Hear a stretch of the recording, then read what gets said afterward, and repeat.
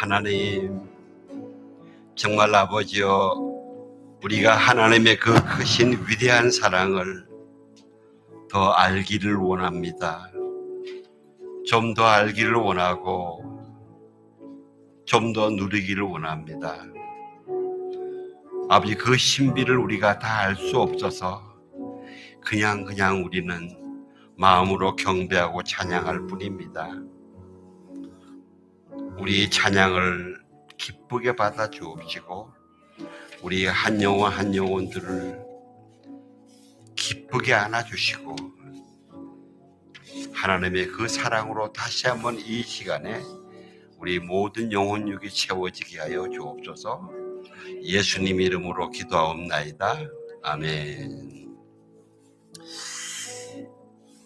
여러분, 지금 정말 우리나라를 위해서 많이 기도를 해야 될 때입니다.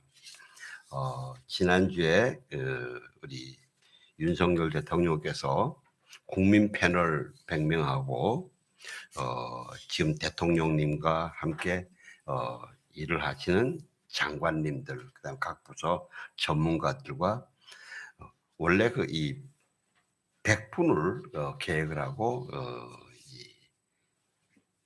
국정 운영에 대해서 국민들에게 알리는 시간을 가졌는데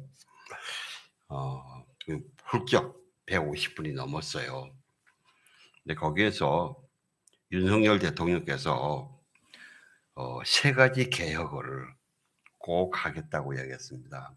노동개혁과 그다음에 그 연금개혁과 그다음에 교육개혁 이 세 가지를 하겠다고 그랬는데, 사실 이 세 가지 개혁은 오래전부터 이거 개혁해야 된다 그러면서 막 그 이야기를 했습니다.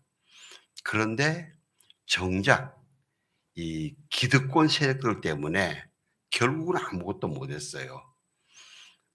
그날 윤석열 대통령께서 말씀하셨죠. 원래 개혁은 우리 자신을 위해서보다도 우리 다음 후손들, 우리 지금 젊은이들과 우리 손주들, 여러분에게는 자녀들일 수 있지만 저에게는 손주들, 이 세대에 정말 살만한 세대, 살아볼 만한 세대, 이 지금 쌓여가는 이 기득권에 눌리지 않고 이 노력하고 수고하면은 그대로 이 받을 수 있는 그런 세상을 만들어야 됩니다. 참 제가 마음으로 공감했어요. 그러면서 이게 왜 어려운가 하면요, 지금 바로 저와 여러분이 이 개혁에 반대하는 반대 세력이 될 수 있기 때문입니다. 그래서 어떤 분은 그렇게 이야기하더라고요. 윤석열 대통령이 자기한테 표를 준 사람들한테 지금 반기를 들고 있다고. 예. 맞아요. 지금 우리가 왜냐하면 개혁이 시작되면은 당장 연금 개혁을 하면은 저는 지금 연금을 받거든요. 저한테 받고 있는 연금이 담은 5만 원이라도 깎이면 깎겠지 늘어나지는 않아요, 지금요. 이 깎지 않으면은 지금 얼마 안에서 꼭 끝나버려요. 우리 후손들, 우리 젊은이들 때는 이 연금을 못 받아요. 연금이 망가져 버려요. 그래서 우리가 먼저 5만 원을 깎든 10만 원을 깎든 그거를 감당을 해야 돼요. 그리고 이 노동개혁도 마찬가지고, 특별히 교육개혁은 우리 모두가, 모든 국민들이 압니다. 지금 우리나라 교육이 너무 망가졌다고. 이걸 다시 세워야 된다고. 근데 여기에는 굉장히 이익단체들이 또 끼어 있습니다. 근데 이거와의 그 긴 싸움이기 때문에 어쩌면은 이것이 다른 것보다 윤석열 정부의 이 성공 여부가 달려 있고 우리나라 미래가 달려 있어요. 그래서 여기서는 우리 모든 국민들이 기존 윤석열 정부를 지지하던 그 국민들이, 보수들이 고집을 내려놓고 자기 손해를 보면서라도 우리나라 미래를 위해서 우리 이렇게 해야 됩니다고 이렇게 마음을 모아야 되거든요. 그래서 이거를 위해서 우리는 정말 우리 자손들을 위해서 열심히 기도해야 되는 그런 기도 제목입니다. 여러분들 꼭 나라와 민족을 위해서, 특별히 우리 후손들을 위해서 기도해 주시기 바랍니다. 다른 것보다 이것이 제대로 안 되면 아무리 무역이 일어나서 수익이 올라와도요, 결국은 우리 이 국민들이 생활이 피폐해집니다. 나라가 다 이 체제가 무너집니다. 오늘 말씀은 빌립보서 2장 3절에서 11절까지입니다. 저와 여러분이 한 절씩 교독하겠습니다. 무엇을 하든지 이기심이나 허영으로 하지 말고 서로 겸손한 마음으로 다른 사람들을 자기보다 낮게 여기십시오. 여러분은 각자 자기 자신의 일을 돌아볼 뿐더러 다른 사람의 일도 돌아보십시오. 여러분 안에 이 마음을 품으십시오. 이것은 그리스도 예수 안에 있던 마음이기도 합니다. 그분은 본래 하나님의 본체셨으나 하나님과 동등됨을 기득권으로 여기지 않으시고 오히려 자신을 비워 종의 형체를 가져 사람의 모양이 되셨습니다. 그리고 그분은 자신을 낮춰 죽기까지 순종하셨으니 곧 십자가에 달려 죽으신 것입니다. 그러므로 하나님께서는 그를 지극히 높여 모든 이름 위에 뛰어난 이름을 주셨습니다. 이는 하늘과 땅과 땅 아래에 있는 모든 사람들이 예수의 이름 앞에 무릎을 꿇게 하시고 11절 같이 봉독합시다. 모든 입으로 예수 그리스도를 주라 시인하게 하셔서 하나님 아버지께 영광을 돌리게 하시려는 것입니다. 아멘. 네, 예수님은 메시아이십니다. 예수님은 구원자이십니다. 우리가 예수님은 메시아이십니다. 이 말 이렇게 고백하는 것은 저는 구원이 필요합니다. 저는 구원을 받아야 됩니다. 이것을 고백하는 겁니다. 지금 저와 여러분이 여기서 이렇게 같이 모여서 예배를 드리는 것은 우리가 하나님의 구원이 아니면 안 됩니다. 우리가 구원을 받아야 됩니다. 구원을 완성해야 됩니다. 그런 이 깊은 신앙 고백으로 여기 예배를 드리는 것입니다. 그래서 이것이 하나님이 굉장히 기뻐하십니다. 예수님이 한번 그러셨죠. 유대인들에게 의사가 오는 것은 병자들을 돌보러 오는 것이지 자기가 건강하다고 한 사람은 의사가 필요 없단 말이에요. 또 한 번은 예수님이 너희가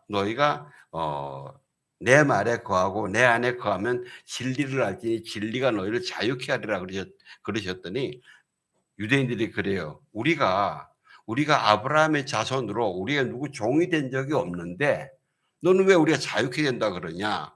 그랬더니 예수님이 너희가 죄의 종으로 있기 때문에 진리를 알지 못하면 나 예수 안에 들어오지 않으면 너희는 자유하지 못한다 그랬어요. 그랬더니 유대인들이 우리가 너보고 귀신 들렸다는 말이 이 말이다 이제. 우리가 자유인인데 그렇게 예수님 말씀에 우리는 병 아무것도 없는데 죄도 없는데 왜 우리가 구원받아야 되냐? 이러는 거예요. 그래서 여러분 우리가 내가 죄인입니다 하고 고백하는 거, 내가 구원이 필요합니다 하는 이야기는 나는 죄인입니다. 죄의 삭은 사망이기 때문에 구원을 받아야 됩니다 하는 이 고백입니다. 이게 굉장히 겸손하고 정직하기 때문에 하나님 앞에 겸손하고 정직하기 때문에 하나님이 기뻐하시는 거예요. 사람들은 누구나 좀 더 나은 세상, 좀 더 풍요로운 세상, 좀 더 높은 자기 실현을 이루기 위해서 열심히 삽니다. 공부하고 기술을 익히고 그리고 여러 가지 활동을 합니다. 그러면서 이 사회 활동하고 경제 활동하고 그러면 경제가 막 올라가지 않습니까? 경제가 발전을 합니다. 그런데 여유가 생기면은 인간 활동 영역이 넓어져요. 간단한 예로 예전에는 어디 주일날이라도 일요일에도 나갈 데가 별로 없었어요. 그런데 지금은 마음만 먹으면 차도 있겠다. 얼마든지 놀 데 많으니까 막 놀러 갈 수 있어요. 그러다 보니까 결국은 기쁘고 다양해지고 즐거워지고 쾌락에 빠지다 보니까 하나님으로부터 점점 멀리 갑니다. 점점 멀리 가요. 그래서요, 하나님 없이도 잘 살 수 있다고 생각합니다. 하나님 꼭 필요해? 아니야, 하나님 없어도 돼. 심지어는 더 가면은 하나님이 계셔? 에이, 하나님 없어. 내가 그렇게 예배 안 나가도 나 괜찮은데 뭐 어때? 하나님 없어. 하나님이 있으면 안 그렇지. 하나님의 존재에 대해서 아주 부정합니다. 바벨탑을 쌓으면서 자, 우리가 성읍과 탑을 건설해서 탑 꼭대기를 하늘에 닿게 하자. 그래서 우리가 우리 이름을 내고 우리가 흩어짐을 면하자. 하나님께 대항하는 거예요. 하나님께. 18세기 중엽에서부터 19세기 중엽까지는요, 영국과 이 독일을 중심으로 산업혁명이 막 일어납니다. 여러분, 사실 지금 유럽의 유럽 대륙을 보면요, 프랑스가 가장 중심에 굉장히 넓은 땅을 가지고 있습니다. 넓은 땅을 가지고 있는데 그 프랑스가 유럽에서 힘을 별로 못 씁니다. 왜 못 쓰느냐? 그 프랑스가 중세 때에 캐톨릭이 자기의 특권을 이용해서 개신교 교도들을 다 핍박해서 죽였어요. 그러니까 그 당시에 프랑스의 개신교도들이 주로 기술자들이 많았어요. 근데 이 사람들이 주로 다 영국으로 도망가고 독일로 도망가고 스위스로 다 도망갔습니다. 근데 영국으로 도망가고 독일로 도망간 그 사람들이 기술을 일으켜서 영국과 독일에서 산업혁명을 일으킨 겁니다. 산업혁명이 일어나니까 기술혁명이 일어나고 생산이 증가하고 무역이 증가하고 금융이 증가해요. 사회 경제가 아주 활발해졌죠. 그래서 농사를 짓던 모든 사람들이 다 도시로 모여들어요. 도시가 막 형성이 됩니다. 그러다 보니까 사람이 인간의 힘으로 무엇인지 할 수 있을 것 같아요. 자신감이 넘치는 거죠. 경제적으로 군사적으로 강해지니까 교만해져서 제국주의가 일어나요. 제국주의가. 지금 우리가 이 제국주의 그렇게 교만하게 제국주의로 가는 가장 눈에 보이는 표본이 푸틴이에요. 푸틴과 시진핑이에요. 지금 북한은 자기 안에만 있겠다 그러지 누구를 잡아먹겠다고는 못 하거든요. 왜? 힘이 안 되니까. 근데 푸틴은 자기가 커지니까 내가 누구를 옆에서 잡아먹을 수 있다, 더 커질 수 있다 이래가지고 우크라이나를 침공한 겁니다. 지금 시진핑도 지금 그러고 있다가 지금 미국하고 맞닥뜨려 싸움이 붙은 겁니다. 이런 제국주의가 일어나서 독일을 중심해 가지고요. 독일 중심에 제1차 세계대전과 제2차 세계대전이 한 30년 걸쳤나. 그 엄청나게 비참한 전쟁입니다. 이 기술이 발달하고 무기가 발달하니까 종전에는 창칼로 하던 전쟁이 이제는 포탄으로 하고 막 그러니까 엄청나게 많이 죽는 거예요. 엄청나게 많이 죽는 거예요.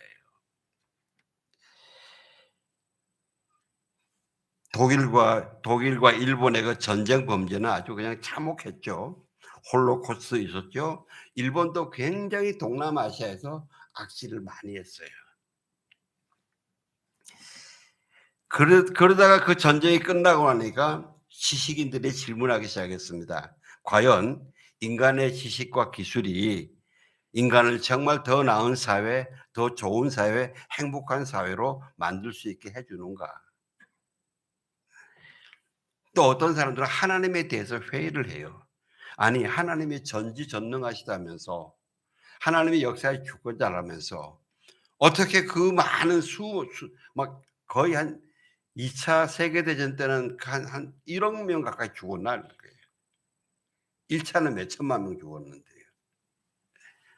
어떻게 그 많은 사람이 그렇게 비참하게 심지어는 1차 대전 때는 참호전하면서 참호를 이 지하 지하 통로를 파놓고 그 안에만 있다가 몇 달 있으니까요 다리가 다 썩었어요. 사람들이.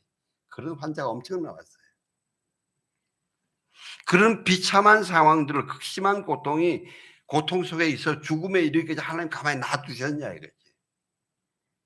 그러면서 어떻게 전능하신 하나님이고 어떻게 사랑의 하나님이고 어떻게 무소부지하신 하나님이고 그들이 그렇게 그 다리가 썩어갈 때 하나님도 거기 계셨다며 이러면서 하나님께 막 대응을 하는 거예요. 그러면서 하나님이 없을 거야. 맞아, 하나님이 없어. 결국은 하나님 탓하는 거예요. 아담과 하와가 자기들이 선악과를 먹고 죄를 짓고 난 다음에 아담이 뭐라 그럽니까? 너 왜 선악과를 먹었니? 하나님이 나에게 주셔서 있는 여자, 저 여자가 먹으라 해서 내가 먹었잖아요. 하나님이 저 여자 나 안 주셨으면 내가 안 먹었죠. 나를 그렇게 속일 사람도 없고. 결국은 하나님 탓하는 겁니다. 그 당시에 일어난 그 철학 사상의 실존주의입니다. 이 실존주의도 두 파로 나뉩니다. 먼저 하나님께로 나아가면서 실존주의 철학을 찾는 사람과 하나님은 없어 무시하고 나아가는 실존주의 철학자들이 있습니다.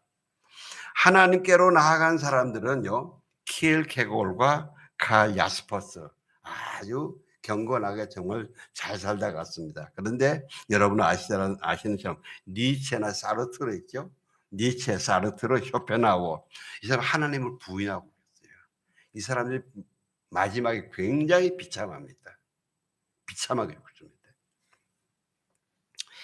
그런 사상과 신앙의 혼돈의 시대의 이야기 한 토막인데요. 영국에서 하나님은 없다 하는 걸 증명한다 하는 이런 대회가 있었어요. 증명하는 사람으로는 당대의 천문학자 한 사람과 의학 박사 한 사람이에요. 천문학자가 나와서 그랬습니다. 당시에 자기가 그 당시로선 최신의 더 멀리 볼 수 있는 망원경을 개발해 가지고 자기 혼자만 남들이 못 보는 먼 세계를 다 살펴본 거예요, 우주를.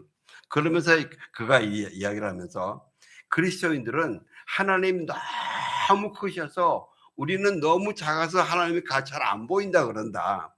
그래서 내가 하나님을 그럼 광대한 우주를 보면 하나님이 볼 수 있겠지. 그래서 자기가 개발한 그 망원경으로 샅샅이 뒤졌다는 거죠.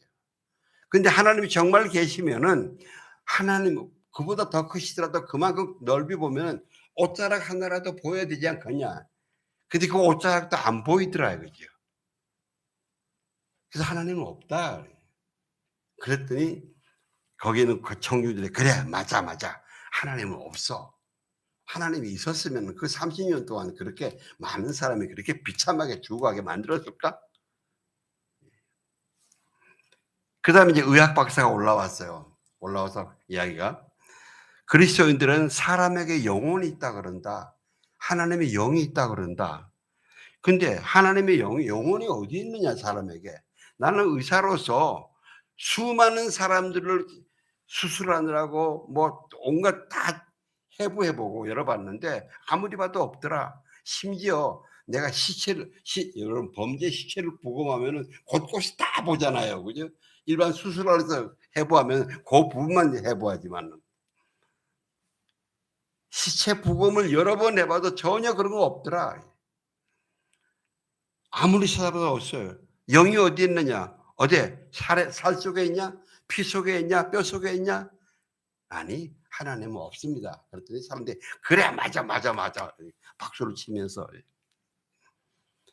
이제 사회자가 이 증명 대회를 마치려고 사람들에게 도움이 되셨어요. 어떻게? 네. 그래서 마지막으로 혹시 다른 의견이나 질문 있는 분 계세요? 그랬더니 맨 앞줄에 계시던 할머니가 딱 올라오셔서 마이크를 잡고 하시는 말씀이 천문학자에게 물어봤어요. 그 망원경 있는 것은 다 보이죠? 그러니까 아 그럼요. 이렇게 그 망원경에 분명히 있는데 못 보는 것 없죠. 그 망원경에 아 그럼요. 다 보입니다. 그랬더니 할머니가 그 망원경으로 바람을 보았습니까? 이렇게 천문학자가 뻥 쪘어요. 아니요. 그럼 바람이 없습니까? 있죠. 그래서 그 망원경으로 보이지 않는다고 하나님이 없다고 할 수 있습니까? 천문학자 아무 할 말도 없어요. 그 다음에 의학 박사에게 가족이 계시죠? 네, 제 아내와 자녀들이 있습니다. 사랑하시죠? 네, 사랑합니다. 정말 사랑합니다. 내 목숨보다 더 사랑합니다. 그 사랑이 당신 안에 분명히 있죠? 예, 있습니다. 그러면 당신 칼 들고 일로 올라오시오. 내가 당신의 그 사랑이 어디인지 한번 쪼개봅시다. 당신의 피 속에 있는지 살 속에 있는지. 혹시 여러분 중에 야 그거 혹시 만들어낸 이야기 아니야? 어떻게 그렇게 어리석게 이야기할 수가 있겠어? 예, 그런 사람 어디 있겠냐 하시는 분이 계실지도 모르겠습니다. 그런데 안타깝게도 지금도 그런 사람들이 많습니다. 하나님을 인정하지 않는 사람은 대부분 그렇고, 더 황당한 것은 교회를 다니는 사람들, 교회를 다니는 사람들도 그런 사람들이 많이 있다는 것입니다. 얼마 전에 기독교 단체에서 여론조사를 했어요. 그리스도인에게 천국과 지옥과 심판이 실제 있다고 믿느냐? 예. 실제 있다고 믿느냐? 그게 천국과 지옥과 심판을 믿느냐? 예, 있다 그래요. 이제. 근데 실제 있다고 믿느냐? 그랬더니 답한 그리스도인 중에 20에서 25%가 아이 그건 실제는 아니야. 실제는 아니고 그냥 우리 보고 잘 믿으라고 열심히 도덕적으로 잘 살려고 그냥 그런 거야. 이렇게 생각을 하더라는 겁니다. 사랑하는 성도 여러분, 여러분에게는 너무 당연하고 진부한 선포 같지만은요, 그래도 다시 계속 마음속으로 선포하면서 굳세게 하셔야 됩니다. 왜? 마귀는 여러분 믿고 영접하고 선포한다 해서 마귀가 여러분을 공격 안 하는 거 아닙니다. 마귀는 믿는 우리를 공격하지 안 믿는 사람은 공격 안 합니다. 왜? 자기 노예인데 어쨌든 믿는 우리를 공격해 가지고 생각을 바쁘게 하고 흐리게 하고 혼돈되게 만들고 의심하게 만들고 결국 부인하게 만들려고 아주 별의별 수작 다 써요. 하나님은 계십니다. 하나님 아버지는 예수님 말씀하셨습니다. 하나님 아버지는 예수님 안에 계시고 그 예수님은 저와 여러분 믿고 영접한 여러분의 심령 가운데 꼭 다 계십니다. 이걸 계속 선포하셔야 됩니다. 계속 선포하셔야 돼요. 시편 14편에 어리석은 자는 그의 마음에 이르기를 하나님이 없다 하는도다. 그들은 부패하고 그 행실이 가증하니 선을 행하는 자가 없다. 이 어리석은 자다. 하나님이 없다고, 하나님이 어디 있냐고 없다고 하는 그 사람이 뭐냐? 어리석은 자다. 이 어리석은 자는요, 히브리 말로 이 사람이 나발이에요. 나발이 누구냐면 다윗의 그 아내 아비가일 있잖아요. 아비가일의 원래 남편 이름이 나발이에요. 어리석어요. 그런 사람들은 예? 부패하고 가증하다 이것이요. 아주 그냥 어느 순간에만 부패하고 가증 끝나는 것이 아니라 끝까지 부패하고 가증하다는 겁니다.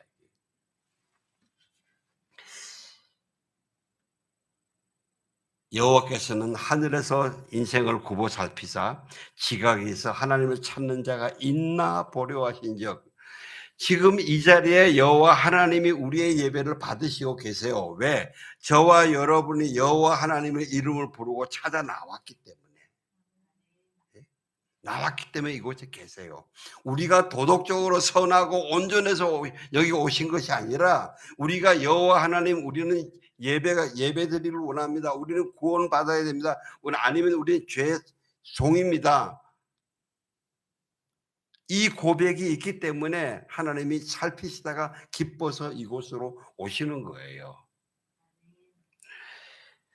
하나님 나라 천국은 실제입니다. 지옥도 실제입니다. 심판도 실제입니다. 만약에 없는 것을 그렇게 한 20-30% 그리스도인이 그렇게 생각하는 것처럼 그렇다면요. 하나님이 거짓말쟁이에요. 하나님이 거짓말하시는 거라고요. 실제 없는 거를 있다고 이야기하시면 거짓말이잖아요. 그러면은 그게 거짓말이면 하나님은 미안하지만 더 이상 하나님이 아닙니다. 왜냐하면 거짓말은 마귀의 것이기 때문에. 마귀예요. 여러분, 조그만한 거짓말도 여러분 마음 가운데 이 조그만한 거짓말도 잘라내셔야 돼요. 칼같이 잘라내셔야 됩니다. 왜? 그건 마귀의 것이에요. 그래서 우리는 신앙 고백을 아까 우리 집사님 기도에서 기도하셨지만은 계속 자꾸 리바이벌 해야 됩니다. 다시 내고 더 깊게 더 구체적으로 자꾸 해야 됩니다. 항상 예수님이 너는 나를 누구라 하느냐 질문에 대해서 나는 지금 예수님을 어떤 분이라고 고백하느냐. 나는 지금 어저께 말고 지금. 예수님은 더 메시아이시다. 하나님이 약속하고 예언하신 바로 그 구세주 구원자이시다. 예수님은 살아계신 하나님의 아들이다. 유일하신 아들이다. 임마누엘이시다. 지금 내 안에 계시다 말이죠. 내 안에 살아계시고 나의 메시아로 계시고 왕으로 계시고 나의 하나님으로 계시다. 이 고백이 여러분의 심령 가운데 막 이 샘물 쏟아오듯이 나와야 돼요. 이렇게 나오시길 주의 이름으로 축원합니다. 그때까지 계속 고백하셔야 돼요. 그리고 예수님이 나의 가치관의 중심이다. 나의 생각의 주인이시고 내 한마디 한마디 언어의 주인이시고 이러면요 우리가 말 한마디 함부로 못해요.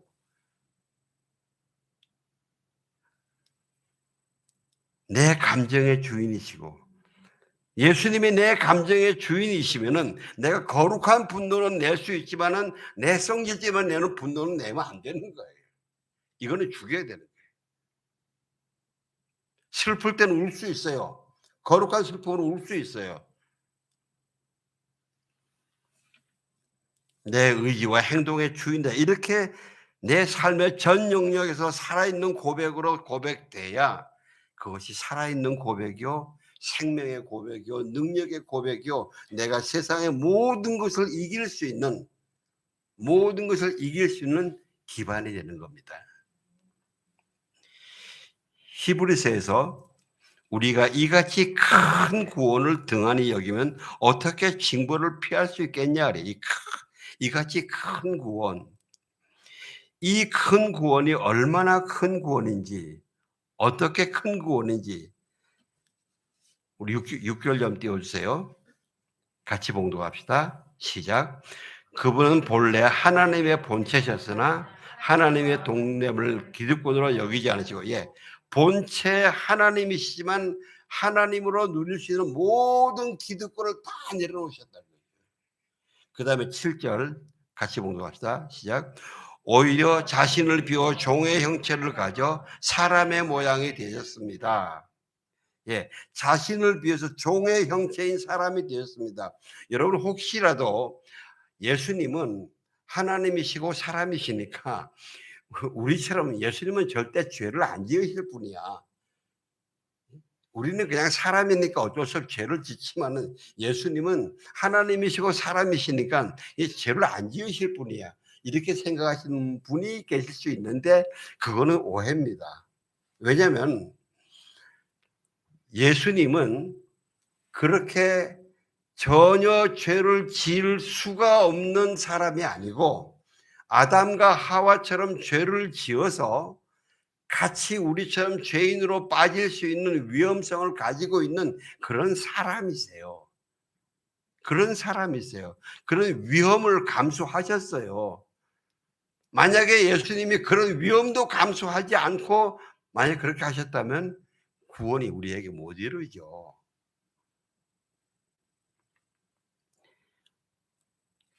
그리고 8절 좀 띄워주세요. 같이 봉독합시다. 그리고 그분은 자신을 낮춰 죽기까지 순종하셨으니 곧 십자가에 달려 죽으신 것입니다. 자신을 낮추어 죽기까지 순종하셨다. 예수님은 그냥 자연 질병으로 죽지 않으셨어요. 예수님은 무슨 사고사로 십자가 무슨 사고사가 아닙니다. 하나님의 계획에 따라 하나님의 때에 하나님이 정하신 방법으로 정말 죽으실 필요가 없는 예수님이 억울하게 십자가에서 고난받으시고 죽으신 거예요. 이것이 얼마나 크고 위대한가 하면요, 유대인들도 몰랐어요. 왜? 여러분, 유대인은 세상 많은 민족들 중에서 하나님이 선택하신 민족입니다. 구원을 위해서 선택하신 민족입니다. 그래서 이스라엘 유대인들에게는 조상 때부터 우리는 하나님으로부터 메시아가 필요하다. 우리는 구원을 받아야 된다. 그래서 메시아를 기다리는 그 오랜 전통이 있습니다. 어리석게도 아직도 가지고 있는데, 하나님이 그들 조상에게 쭉 말씀하셨기 때문에요. 그런데 정작 예수님 오셔서 그럴 때 어떻게 했습니까? 그 메시아를 자기들이 십자가에 못 박아 죽였어요. 그 메시아를. 예수님이 그냥 오셔서 막 가르치실 때는, 가르치시고 귀신 쫓아내고 병자 치료하시고 기적을 행하시고 이럴 때는 너무 좋아서 막 뛰어 따라다녔습니다. 또 예수님이 그 주시는 오병이어 기적의 음식을 먹으면 얼마나 놀랬겠어요. 자기도, 여러분 혹시 오병이어 현장에 있으면 놀라지 않았을까요? 엄청 놀랐을 거예요. 그래서 예수님을 왕으로 삼으려고 그랬습니다. 그런데 예수님이 십자가로 가실 때는 이 엄청난 충격이었던 거예요. 어떻게 우리의 저분이 저렇게 죽을 수 있느냐 말이지. 그들이 생각하던 메시아는 로마의 개선 장군처럼 그렇게 오실 거라 생각했어요. 그보다 더 위대하게, 더 영광스럽게 오실 줄 알았어요. 이렇게 오실 줄 꿈에도 생각을 못했습니다. 여러분, 이사야 구약에도 하나님이 여러 번 이 고난받는 메시아를 예언하셨는데, 그 중에 가장 리얼하게 표현한 게 이사야 53장입니다. 이사야 53장에서 우리가 전한 것을 누가 믿었느냐? 여호와의 팔이 누구에게 나타났느냐? 그는 주 앞에서 자라나기를 연한 순 같고 마른 땅에서 나온 뿌리 같아서 고운 모양도 없고 풍채도 없은즉 우리가 보기에 흠모할 만한 아름다운 것이 없도다. 그는 멸시를 받아 사람들에게 버림받았으며 간고를 많이 겪었으며 질고를 아는 자라 마치 사람들이 그에게서 얼굴을 가리는 것 같이 멸시를 당하였고 우리도 그를 귀히 여기지 아니하였도다. 더 나아가서 그는 실로 우리의 질고를 지고 우리의 슬픔을 당하였거늘 우리는 생각하기를 그는 징벌을 받아 하나님께 맞으며 고난을 당한다 하였노라. 그가 찔림은 우리의 허물 때문이요 그가 상함은 우리의 죄악 때문이라. 그가 징계를 받음으로 우리는 평화를 누리고 그가 채찍에 맞음으로 우리는 나음을 입었도다. 우리는 다 양 같아서 그릇 행하여 각기 새 길로 갔거늘 여호와께서는 우리 모두의 죄악을 그에게 담당시키셨도다. 그래서 예수님 세례 요한이 보라 세상 죄를 지고 가는 하나님의 어린 양이라고 그렇게 한 거예요. 그런데 이 이사야서를 읽으면서 유대인들이 금서해요. 못 읽게 했어요. 왜? 자기네들의 메시아가 이렇게 비참하게 고통을 받는 거 이건 말이 안 된다. 그래서 못 읽게 했습니다.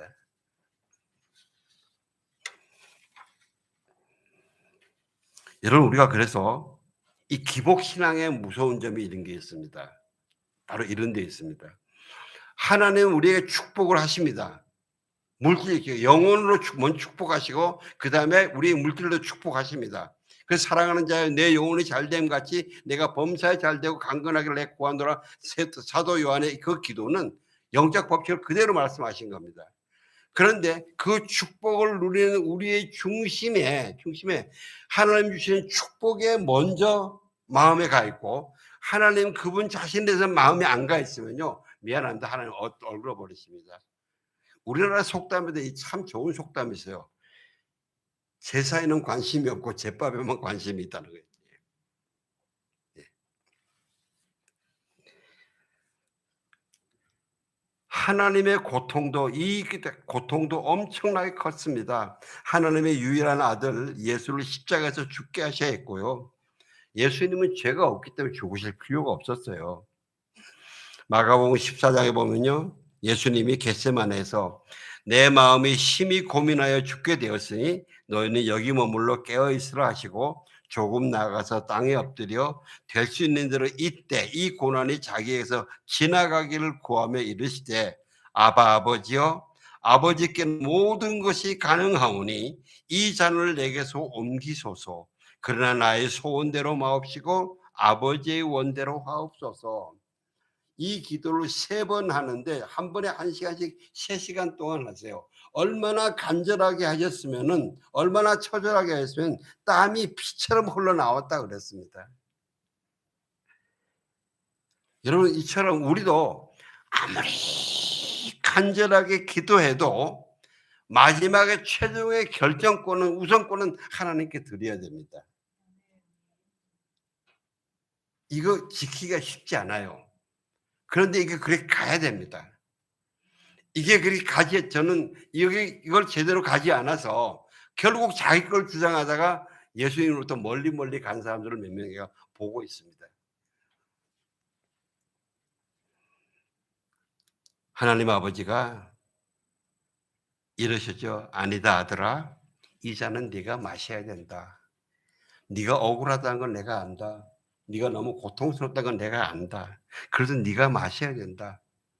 너와 나의 형상으로 만들어진 이 사람들이 죄에 빠져서 고통을 당하고 죽음으로 가고 있는데 그들을 건져내야 되지 않느냐? 저들이 너와 나의 형상, 하나님의 형상으로 지어서 모든 죄를 다스릴 수 있고 왕노릇 할 수 있는 저들이 그 죄에 지어서 지금 노예 노릇하고 죽어가고 있는데 저들을 건져야 되지 않느냐? 십자가 그 고통의 시간에 하나님 아버지도 마음이 너무 아파서 얼굴을 돌리시죠. 예수님, 엘리 엘리 라마 사박다니, 나의 하나님 나의 하나님 어찌 나를 버리십니까? 그래서 다 이루었다. 아버지여 내 영혼을 아버지에 부탁합니다 하고 숨을 거두시죠. 그 위대한 구원의 죽으심, 그 위대한 대속의 죽으심 위에 하나님은 위대한 축복을 하십니다. 부활시키십니다. 사막, 마귀의 모든 것을 깨뜨려 버리십니다. 여러분, 이게 우리가 살면서 예수님은 나의 구세주입니다 하는 고백을 막 신나게 기뻐서 찬양을 해야 되는데 우리가 왜 이걸 못하는지 아세요? 내가 제대로 안 죽기 때문에 부활을 못 누리는 거예요. 부활은 하나님이 시켜주시는 겁니다.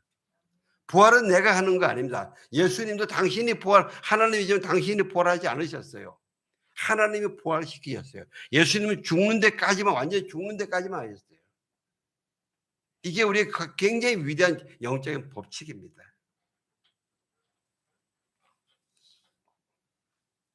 어떻게 높이셨냐? 9절 한번 띄워주세요. 같이 봉독 시작. 그러므로 하나님께서는 그를 지극히 높여 모든 이름 위에 뛰어난 이름을 주셨습니다. 이름을 주셨다. 이름을 주셨는데 영광입니다. 이름을 주셨는데 영광을 주셨고 권능을 주셨고 힘을 주셨다는 겁니다. 모든 이름 위에 뛰어난 이름. 세상의 어떤 것도 이 뛰어나는, 약간 뛰어나서 비교할 수 있는 정도가 아닙니다. 비교할 수 없는 그런 뛰어남입니다. 여러분, 그래서 우리가 죽음을 두려워하지 마시기를 주의 이름으로 축원합니다. 죽음을 두려워하면요, 우리 다 물려 들어가요.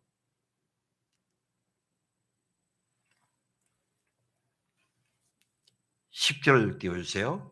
같이 봉독합시다.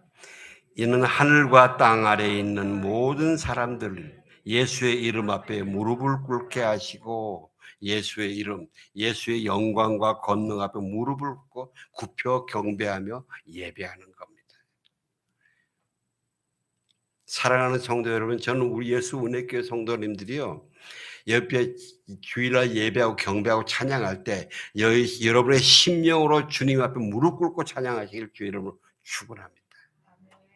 예. 우리가 몸으로는 무릎을 안 꿇어도 우리의 심령으로는 무릎 꿇고 경배할 수 있습니다. 필요하면 여러분 옆에 무릎을 꿇으세요. 성령께서 마음을 주실 때에.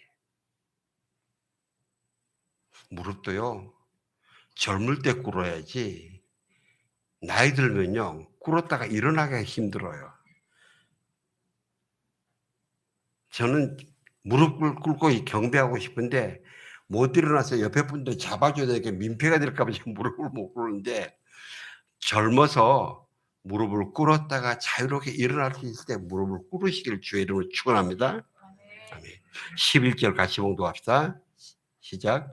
모든 입으로 예수 그리스도를 주라 시인하게 하셔서 하나님 아버지께 영광을 돌리게 하시는 것이다. 모든 입으로 예수는 그리스도시요 주인이다. 아도나이다. 나의 모든 생명의 주인이시다 말이죠. 사랑하는 성도 여러분, 나는 지금 예수를 누구라고 고백합니까? 이 고백이 절실하지 않으면은 성탄절이 기쁘지 않아요. 별로 의미가 없어요. 나에게 이런 중요한 예수님이 중요하지 않으면 성탄이 뭐가 기뻐요? 옆집 아들의 생일인데.